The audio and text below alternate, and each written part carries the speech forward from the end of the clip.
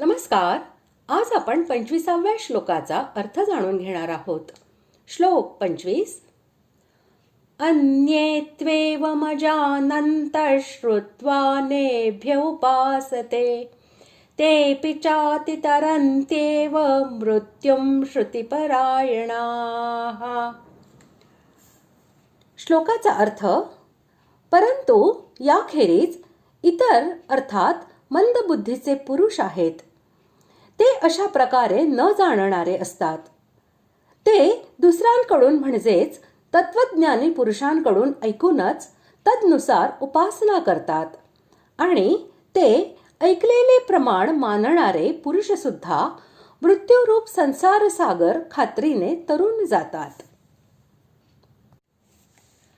तू हे पद येथे ज्या गोष्टीचे द्योतक आहे ते आता पूर्वी सांगितलेल्या साधकांपेक्षा वेगळ्या अशा दुसऱ्या साधकांचे वर्णन केले जात आहे. जे लोक पूर्वी सांगितलेली साधने चांगल्या प्रकारे समजू शकत नाहीत, त्यांचा उद्धार कसा होणार याचे उत्तर या श्लोकात दिलेले आहे, असा तूचा भावार्थ आहे. बुद्धी मंद असल्यामुळे जे लोक वर सांगितलेले ध्यानयोग, सांख्ययोग आणि कर्मयोग यांपैकी कोणतेही साधन हे चांगल्या प्रकारे समजू शकत नाहीत, अशा साधकांचे वाचक येथे एवम अजानन्तः या विशेषणासह अन्ये हे पद आहे. जबालाचा पुत्र सत्यकाम हा ब्रह्म जाणण्याच्या इच्छेने गौतमीपुत्र महर्षी हरिद्रुमत यांच्याकडे गेला.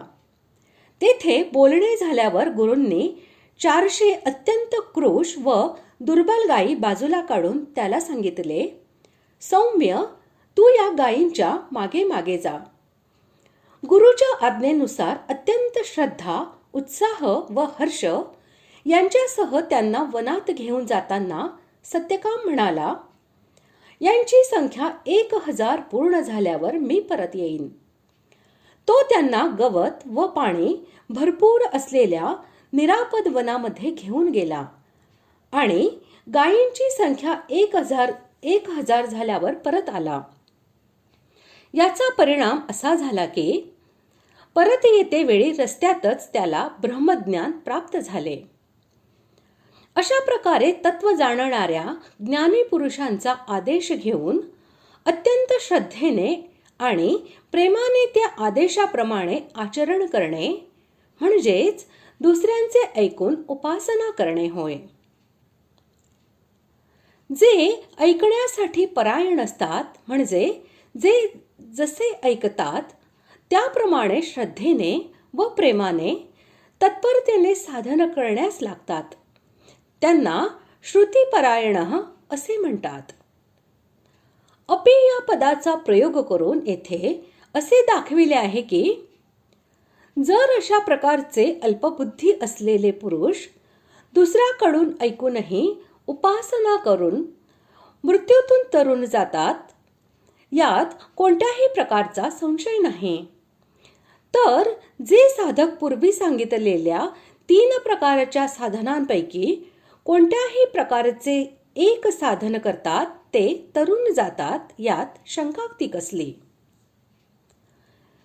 इथे मृत्युम हे पद वारंवार जन्म मृत्यू रूप संसाराचे वाचक आहे आणि अति या उपसर्गासह तरंती या क्रियेचा प्रयोग करून असे दाखविले आहे की वरील प्रकारे साधन करणारे पुरुष हे जन्म मृत्यू रूपी दुःखमय अशा सागराला पार करून सच्चिदानंद घन परब्रह्म परमात्म्याला कायमचे प्राप्त करून घेतात. मग त्यांचा पुनर्जन्म होत नाही.